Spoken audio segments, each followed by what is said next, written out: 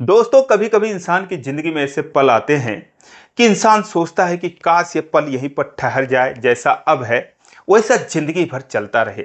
लेकिन वक्त किसी के लिए नहीं ठहरता, समय बदलता रहता है। आज की कहानी कुछ ऐसी ही है कि जब एक टीटी साहब ट्रेन में चढ़ते हैं और उनके सामने दो खूबसूरत लड़कियां मिलती हैं और वो दोस्तों उनसे वो बातें करने लगते हैं, उनके आसपास डोलने लगते हैं, बैठने लगते हैं। वो अपनी ड्यूटी भूल जाते हैं, उनको जाना कहीं और होता है। उन लड़कियों के चक्कर में वो कहीं और निकल जाते हैं। और दोस्तों, धीरे धीरे क्या होता है कि उन लड़कियों को भी उन टीटी साहब की ये बातें अच्छी लगने लगती हैं। लेकिन दोस्तों, उसके बाद क्या होता है, एक बहुत ही शानदार कहानी। आइए जानते हैं पूरी कहानी इस वीडियो में। लेकिन वीडियो में आगे बढ़ने से पहले बस वही रिक्वेस्ट, वीडियो को लाइक कर दीजिए, चैनल को भी सब्सक्राइब कर लीजिए ताकि मेरा हौसला बढ़ता रहे। दोस्तों, ये कहानी है 2023 की, जब उत्तर प्रदेश के गोरखपुर से एक ट्रेन मुंबई जा रही थी। उसके S5 कोच में दो लड़कियां, एक का नाम दीपिका 26 साल और उसकी छोटी बहन रितिका 22 साल, ये दोनों स्लीपर कोच में बैठी हुई थी। तभी एक टीटी आते हैं, जो टीटी चेक कर रहे थे, उनका नाम होता है रोहित गुप्ता। आते हैं, टिकट चेक करते करते जब दीपिका की बारी आती है तो उससे कहते हैं कि मैडम, टिकट दिखाइए। दीपिका कहती है कि सर, मेरा टिकट जो है वो मेरे ससुर के पास है। अब वो ये बात सुनते ही चौंक जाते हैं, क्योंकि जो दीपिका थी कहीं से भी शादीशुदा नहीं लग रही थी। ना तो पैर में उसके बिछुए थे, ना ही गले में मंगलसूत्र था, ना ही मांग में सिंदूर था, ना ही ऐसा ही कोई उसने कपड़ा पहन रखा था जिससे लगे कि हाँ, एक शादीशुदा औरत है। मासूम सी थी, बहुत ही सुंदर भी थी, लेकिन कहीं से भी वो शादीशुदा नहीं लग रही थी। फिर वो कहते हैं, कुछ देर ठहरने के बाद कहते हैं, ठीक है तो तुम्हारे ससुर जी कहाँ पर हैं? वो कहती है कि सर, वो S5 कोच में बैठे हुए हैं। फिर वो कहते हैं कि तुम लोग यहाँ बैठे हो, तुम्हारे ससुर S5 कोच में कैसे बैठे हैं? वो कहती है कि सर, आप जाकर उन्हीं से ये सब पूछ लीजिएगा। वो कहते हैं ठीक है। अब उनकी ड्यूटी सिर्फ स्लीपर स्लीपर में थी, तो रोहित गुप्ता अपने एक मित्र को फोन करते हैं जिनकी ड्यूटी एसी में थी। वो कहते हैं, भाई, B2 में फला सीट पर कुछ लोग बैठे हैं और उनके पास यहाँ के सवारी की टिकट है, तो तुम उनको चेक मत करना, मैं अभी आऊँगा और वहाँ पर चेक कर लूँगा, पर मुझे चार्ट में देख कर बता दो वो वहाँ पर हैं कि नहीं। तो वो बता देता है, कहता है कि हाँ, यहीं पर हैं और इस नाम के लोग हैं। दोस्तों, कुछ देर बाद वो स्लीपर डब्बे के ही थ्रू पहुंचते हैं एसी में, और वहां पर जाकर वो देखते हैं तो एक जो है आदमी और उनकी पत्नी, एक 20 साल का लड़का और एक करीब 17-18 साल की लड़की, ये चार लोग बैठे हुए थे और इन्हीं चारों का टिकट था, थर्ड एसी का। वो कहते हैं कि आपकी बहू जो है वो स्लीपर में बैठी हुई है, तो उसका टिकट क्या आपके पास है? वो कहते हैं कि हाँ, हमारे पास है। तो वो कहते हैं कि ठीक है, टिकट दिखाइए। तो वो एक टिकट दे देते हैं। फिर रोहित गुप्ता कहते हैं, नहीं, वहाँ पर दो लोग हैं, उनके साथ एक और लड़की है, उनका टिकट। तो ये लोग कहते हैं कि उसकी जिम्मेदारी हमारी नहीं है, वो खुद ले जा रही है, उसका टिकट उसी से मांगना। फिर वो बैठ जाते हैं।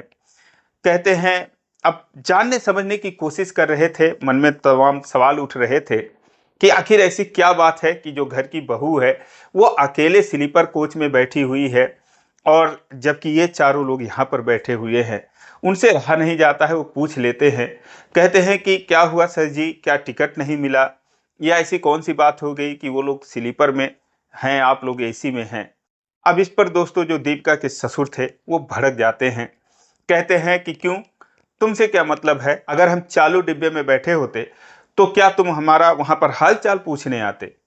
ये कहते हैं कि नहीं सर, ऐसी बात नहीं है, लेकिन आपकी बहू वहां पर बैठी हुई है, आप यहाँ पर बैठे हुए हैं, और जब मैंने टिकट मांगा और मैंने उनसे पूछा तो उन्होंने बोला जाके उन्हीं से मिल लो।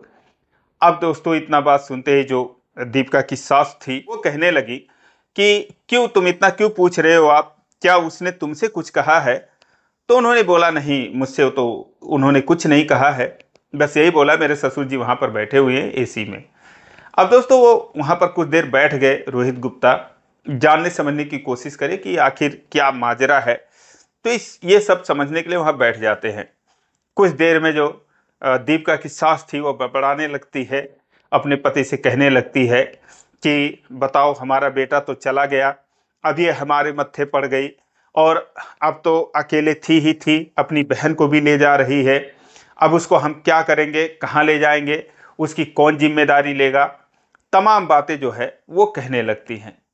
तो जो दीपिका के ससुर थे वो कहते हैं कि अरे चलो छोड़ो ना, क्या लेना देना है, अपना जाएगी कमाएगी खाएगी, वो जाने, उसकी बहन है, हमको क्यों टेंशन पालना है। ये सब चीज़ें जब रोहित गुप्ता सुनते हैं तो बड़ी अचरज में पड़ते हैं।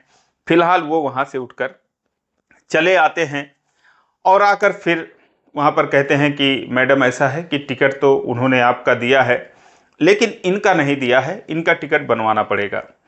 दीपिका कहती है कि सर कितने पैसे हुए। वो कहते हैं कि करीब 800-900 रुपये होते हैं।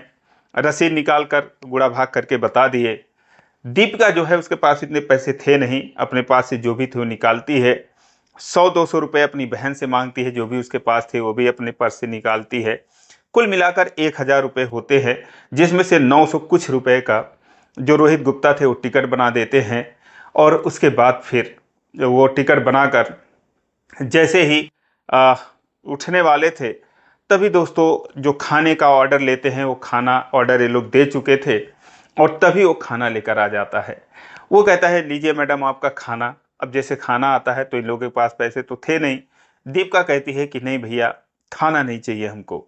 वो कहता है मैडम क्या बात कर रही हैं, आपने ऑर्डर दिया है और आप खाना क्यों नहीं ले रही हैं। वो कहती है क्योंकि मेरे पास पैसे नहीं हैं। कहता है क्या बात कर रही हो, आप यहाँ से मुंबई जा रही हो, क्या आप दोनों के पास 170 रुपये नहीं हैं। वो कहती है कि हाँ नहीं है। और थोड़ी बहुत बातचीत होती रहती है। तो कुछ और बात वो बोलता है जो लेकर आया था खाना। तो फिर दीपिका की आंखों में आंसू आ जाते हैं। कहती है कि भैया आप हमारी मजबूरी समझो, आप प्लीज़ यहाँ से चले जाओ। वो जाने लगता है। रोहित गुप्ता जो थे वो कहते हैं कि अरे यार ठहरो तुम, ये खाना यहाँ पर रख दो और एक प्लेट और दे दो, कितने पैसे हुए। वो कहता है कि सर आपसे क्या पैसे लेना। तो कहता है ठीक है रख दो। दोस्तों वो खाना रख देता है, फिर भी ये उसको पैसे दे देते हैं, वो चला जाता है। उसके बाद कहता है लो खाना खा लो। दीपिका कहती है कि नहीं सर हमको नहीं खाना। तो कहते हैं खा लो, खाना खा लेना चाहिए, खाने के लिए कभी मना नहीं करना चाहिए। अब वो दोस्तों खाना खाने लगते हैं, वहाँ पर ये बैठे रहते हैं। अब इनको आगे भी टिकट चेक करना था लेकिन दोस्तों ये भूल जाते हैं और उनके साथ जो ही पर वो खाना खाने लगते हैं। पता नहीं ये रूल में था या रूल के खिलाफ था, फिलहाल वो उनके साथ खाना खाना चाह रहे थे। फिर पूछते हैं कि क्या बात है, और तुम जो है वो लोग कह रहे थे कि तुम अपनी बहन को लेकर जा रही हो, वो लोग नहीं चाहते थे, ऐसा क्या माजरा है। दीपिका कहती है कि सर अब क्या ही बताऊं, मेरी जो बहन है वो अकेली थी, पढ़ी लिखी है और गांव में तो कोई काम है नहीं, तो मुंबई में मैं रहती हूँ, सोचती हूँ कि चलूंगी वहां पर कहीं इसका काम वगैरह लगवा दूंगी तो ये भी 4 पैसे कमाएगी, शादी विवाह हो जाएगा और उसके बाद फिर इसका भी कहीं गुजर बसर हो जाएगा। अब फिर रोहित गुप्ता सोचते हैं कि अब जो मेन बात था वो पूछने की कोशिश करते लेकिन वो पूछ नहीं पाते हैं। फिलहाल जब थोड़ी बहुत बातें हो जाती है तो फिर कहते हैं कि अच्छा एक बात मैं तुमसे पूछना चाहता हूँ, बुरा मत मानना। तो दीपिका कहती है कि सर मुझे पता है कि आप क्या पूछना चाह रहे हैं, आप यही जानना चाहते हैं कि मेरे पति कहाँ पर हैं। तो रोहित गुप्ता कहते हैं कि हाँ मैं तो सच बताऊं तो यही जानना चाहता था, तो बताओ क्या बात है, आखिर कुछ बताएंगी आप। तो सारी बातें बता देती है। कहती है कि सर जो है मेरे पति जो थे वो शराबी थे, नशे की आदी थे, उनको लत लग गई थी, इसीलिए जो है उनकी तबीयत ज़्यादा ख़राब हो गई। 3 साल पहले हमारी उनसे शादी हुई थी, 1 साल किसी तरीके से सही तरीके से बीता, उनके बाद उनकी तबीयत अचानक से ख़राब हुई और 2 ही 4 महीने में उनकी मौत हो गई। अब रोहित गुप्ता जो है वो कहते हैं कि शादी से पहले आपको नहीं पता था। तो बोली नहीं, हमको पता करने का मेरे माता पिता के पास इतना मौका नहीं मिला, क्योंकि इनको जो है एक ऐसी लड़की चाहिए थी जो इनके बेटे को बर्दाश्त कर सके, साथ ही में गांव की हो, खूबसूरत हो, और मेरे माता पिता को भी गरीब थे तो एक ऐसे ही लड़के की तलाश थी कि जिसके पास पैसा हो और जिसका कुछ काम हो। तो ये मुंबई से गए और इन्होंने बोला कि मुंबई में हमारा काम है, और वाकई में इनका काम है, तो हमारी शादी हो गई। लेकिन बाद में मुझे पता चला, लेकिन जो हुआ सो हुआ, इस बात का मुझे कोई पछतावा नहीं है। उसके बाद दोस्तों उसके आंखों में आंसू आ जाते हैं। रितिका जो दीपिका की बहन थी वो कहती है सर आप क्यों ऐसी बातें पूछ रहे हैं। तो रोहित गुप्ता जो है सॉरी बोलते हैं, कहते हैं मुझे माफ़ कीजिएगा, बस मैं जानना चाह रहा था कि आखिर क्या बात है। दीपिका कहती है सर ऐसे किसी की कहानी सुनने से कुछ नहीं होता, जब तक अपने पर कोई बात ना पड़े, दुख ना पड़े, तब तक इंसान के समझ में नहीं आता कि वास्तव में दुख क्या चीज़ होती है। भगवान ना पड़े आपके ऊपर कभी कोई तकलीफ आए, दुख आए, लेकिन इंसान तभी समझ पाता है जब उसके ऊपर पड़ती है। खैर कोई बात नहीं। उसके बाद दोस्तों अब बातचीत करने लगते हैं, काफ़ी देर हो जाती है। फिर ये लोग कहते हैं कि सर आप कहाँ तक जाओगे। तो ये कहते हैं कि एक्चुअली मेरी जो ड्यूटी है वो लखनऊ तक है, लखनऊ में मुझे उतर जाना है। अब गोरखपुर से लखनऊ का जो सफ़र था करीब 4-5 घंटे का था। उसके बाद दोस्तों अब जो है जब लखनऊ आना होता है तो फिर ये कहते हैं ठीक है मैं चलता हूँ।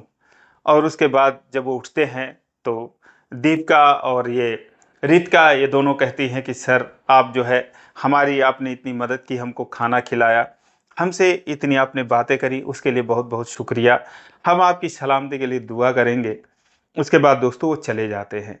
लेकिन अब जाने के बाद रोहित गुप्ता का जो दिल था वो इनको छोड़ने का नहीं कर रहा था। दोस्तों ना चाहते हुए भी रोहित गुप्ता वहाँ से चले जाते हैं।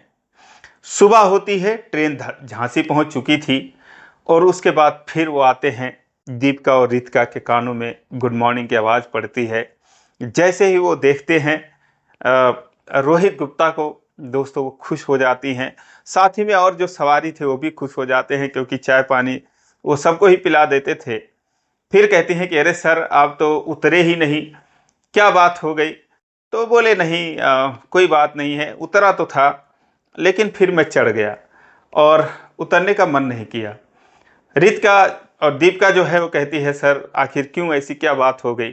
कहते हैं नहीं बस ऐसे लगा कि मुझे आगे तक जाना चाहिए तो फिर मैं आगे तक जा रहा हूँ, मैंने छुट्टी ले ली है, कोई बात नहीं। उसके बाद दोस्तों अब जो है वो पूछती हैं कि अब कहाँ तक जाओगे आप। कहते हैं मैं मुंबई तक जाऊँगा। अब बातचीत का सिलसिला शुरू हुआ, फिर खाना पीना जो भी था वो खर्च करते रहे।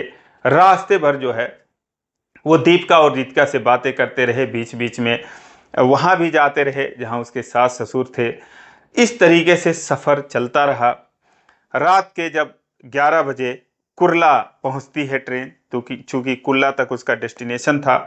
जब वहाँ पर पहुँचती है, अब उतरने से पहले जो रोहित गुप्ता थे वो कहते हैं कि अगर आप बुरा ना माने तो आप अगर अपना नंबर दे देती तो कभी मैं आपसे मन करता तो बात कर लेता। दीपिका कहती है कि देखो ऐसा है कि मैं तो अपना नंबर आपको नहीं दे सकती, लेकिन आप अपना नंबर दे दीजिए, अगर मुझे मौका मिलेगा तो मैं आपको फ़ोन कर लूँगी। उसके बाद दोस्तों वो नंबर ले लेते हैं और उसके बाद नीचे उतर जाते हैं। वो सास ससुर भी आते हैं, इन लोगों की मुलाकात होती है और फिर ये लोग चले जाते हैं। उसके बाद दोस्तों 1 दिन बीतता है, 2 दिन बीतता है, 3 दिन बीतता है, 4 दिन बीत जाते हैं। अब रोहित गुप्ता जो है वो अपने घर आ जाते हैं, लेकिन अब जो दीपिका थी उसके फ़ोन का वो इंतज़ार करते रहे दिन भर में। वो कम से कम 50 बार किसी की भी घंटी बजती थी तो उनका दिल धड़क जाता था कि कहीं दीपिका का फ़ोन तो नहीं है।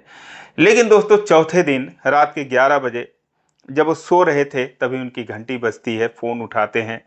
कहते हैं हेलो सर, मुझे आप पहचाने, मैं वही ट्रेन वाली दीपिका बोल रही हूँ। जैसे ये सुनते हैं दोस्तों इनके खुशी का कोई ठिकाना नहीं। फिर ये कहते हैं कि हाँ बताओ, अरे कैसी हो तुम, मैं सच बताऊँ तो तुम्हारे फ़ोन का मैं तभी से इंतज़ार कर रहा था। तो दीपिका कहती है कि सर क्या बताऊँ, जब से मैं आई हूँ घर में बहुत कलेश हो गया मेरी बहन को लेकर। सास ससुर कहने लगे कि इसको क्यों लेकर आ गई, और जो दोनों वो बच्चे थे, एक मेरा देवर था, एक मेरी ननद है, तो सारे लोग जो है झगड़ा करने लगे। तो मैं अपनी बहन के लिए एक अलग से रूम ढूंढ दी हूँ और उसी रूम पर मैं भी उसके साथ हूँ। तो मैंने भी सोचा कि आपको एक बार फ़ोन कर लूँ, फ़ोन कर लेना चाहिए। अब दोस्तों दीपिका उनसे कहती है कि सर आपसे एक बात पूछनी थी कि अभी तक तो मुंबई कई बार आई गई, बहुत लोग मिले, मतलब बहुत टीटी ऐसे, लेकिन किसी ने इतने तमीज़ से बात नहीं करी और इतना ख्याल नहीं रखा। ये बात और है कि जो सवारी होते हैं डिब्बे में बैठे हुए आपस में बात कर लेते हैं, लेकिन ऐसी क्या बात थी कि आपने हमको खाना खिलाया, आपने हमारी इतनी मदद करी, इतनी आप हमदर्दी हमसे जताते रहे। तो रोहित गुप्ता जो थे वो कहते हैं कि क्योंकि अब जब तुम ऐसा कह ही रही हो तो मैं भी बता देता हूँ कि ऐसा मैंने क्यों किया, क्योंकि मैं तुमसे प्यार करता हूँ। आई लव यू। अब दोस्तों जैसे ये बात दीपिका के कानों में पड़ती है, वो आगे से कोई आवाज़ नहीं आती। ये सोचते हैं कि मैंने उसको कुछ गलत तो नहीं बोल दिया, लेकिन फिर इनके कानों में रोने की आवाज़ पड़ती है। दीपिका जो थी वो रोने लगती है, कहती है I love you too sir, और मैं भी आपको चाहने लगी हूँ। उसके बाद दोस्तों कुछ देर बातें होती रहती और दीपिका जो है उसके बाद फ़ोन काट देती है, रोने लगती है। तो उसकी बहन रितिका आती है, कहती है क्या हुआ दीदी, क्या बात हुआ, आपने उनसे फ़ोन मिलाया था, क्या ऐसा हो गया कि आप रोने लग गई। अब दोस्तों दीपिका जो है वो रितिका को सारी बात बता दी कि उन्होंने ऐसे ऐसे मुझसे कहा है, और उन्होंने कहा कि ऐसा नहीं है कि मेरे ऊपर कभी दुख नहीं पड़ा। तुम ट्रेन में कह रही थी उस दिन कि जब दुख पड़ेगा तभी जानोगे, मेरे ऊपर भी बहुत दुख पड़ा है। और मेरी माँ जो है, मेरे पिता की मौत हो गई थी, उन्होंने कैसे कैसे मुझे पाला, कैसे कैसे मुझे पढ़ाया, तो सारा कुछ मैंने झेला है। लोग उनको ताने मारते थे, लेकिन उन्होंने जो है मेरे फ्यूचर को लेकर बहुत मेहनत की, और तभी से मैं समझ गया था, तभी से मैंने ठान लिया था कि जब भी मैं शादी करूँगा तो मैं किसी एक विधवा से करूँगा। और इसीलिए जब तुम मुझे ट्रेन में मिली और मुझे पता चला, तो फिर मैं तुम्हें जानने के लिए, तुम्हें समझने के लिए, और मैंने जो है अपनी ड्यूटी छोड़ दी और तुम्हारे साथ मुंबई आ गया। तो रितिका वो मुझसे शादी करना चाहते हैं, तू क्या कह रही है। रितिका कहती है कि दीदी बहुत अच्छा है और आप शादी कर लो। दोस्तों उसके बाद जो है वही हुआ, दोनों लोग बातचीत करते रहे एक दूसरे से 4-6 महीने तक। दोस्तों उसके बाद जो रोहित गुप्ता थे उन्होंने अपनी माँ को बताया। माँ बहुत खुश हुई कि बेटा अच्छा हुआ, कम से कम तुम मेरे दर्द को समझे कि मैंने तुम्हें कैसे कैसे पाला। और वो जो है अपने बेटे को बेटे से लिपट कर रोने लगती हैं, कहती है मुझे कोई दिक्कत नहीं है और मुझे गर्व हो रहा है तुम पर। उसके बाद दोस्तों फिर दीपिका और रोहित गुप्ता ने, इन दोनों ने शादी करी, और आज दोस्तों ये लोग बहुत ही खुश हैं, बहुत ही शानदार तरीके से रह रहे हैं।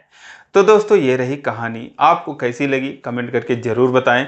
इसी प्रकार की कहानियों के लिए चैनल को सब्सक्राइब करें, वीडियो को लाइक नहीं किया तो लाइक कर दीजिए। फिर मिलेंगे अगले वीडियो में, तब तक के लिए जय हिंद।